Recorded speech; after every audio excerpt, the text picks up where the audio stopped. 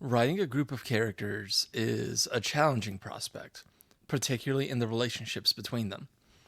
It's generally considered that 3 is the magic number.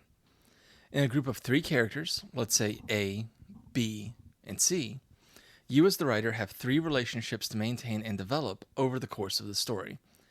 The relationships between characters A and B and C, and A and C. That gives you plenty of material to work with and develop over the course of your story, but only 3 relationships are easy for a reader or viewer to keep track of. Adding a 4th member to your protagonist group is risky business.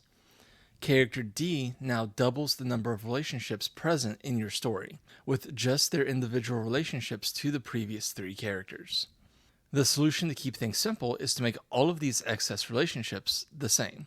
In regards to Dungeon Meshi, looking at Senshi, our character D, he has a mostly uniform set of relationships with the other 3 protagonists.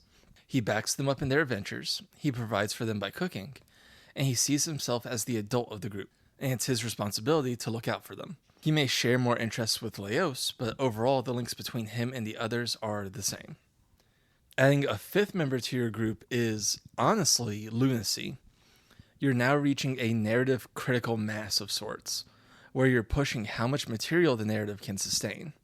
It would take a master writer to craft a story where so many characters see it through to the end, and have satisfying character arcs individually. And it's no surprise, a writer as talented as Ryoko Kui accomplished exactly this. Izutsumi is such a weird little gremlin.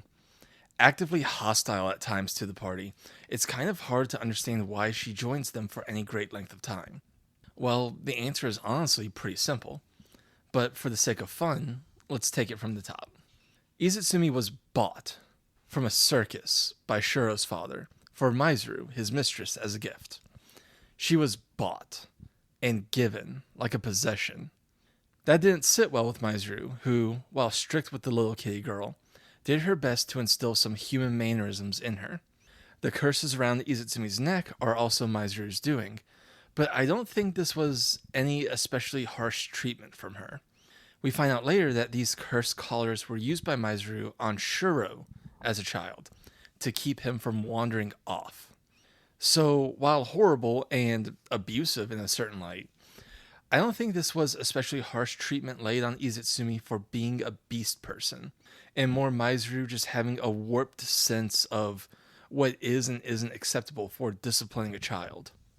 When we first meet her, Izutsumi has terrible table manners, holding her utensils wrong and ravaging her food like an animal. This is an extension of her time in the circus, where she was treated like an animal. She was kept in a cage and thrown food sporadically, in a horrifically abusive environment. When Izutsumi bails on Shuro's party, she holds Marcel hostage and demands both food and for the elven mage to lift her curses, both of which the party does happily. You'd think this would endear her to the party, that she'd be grateful and be best buddies with them, but not really.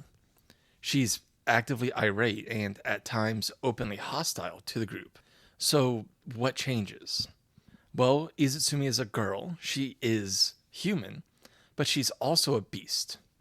She's not like Chimera Phelan, a being that's composed of 2 halves operating in shaky balance. Izutsumi isn't 2 halves. She is completely both beast and human, equally mixed and inseparable. So it's no surprise that she doesn't bond with the party like a human, she bonds like a beast. Animals may not speak a spoken language in the same manner humans do, but they do communicate.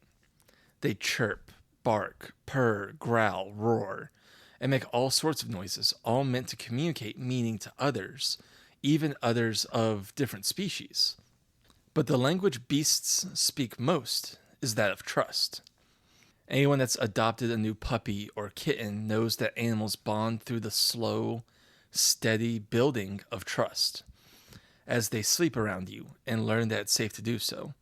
As you feed them and they come to trust that you'll provide for them.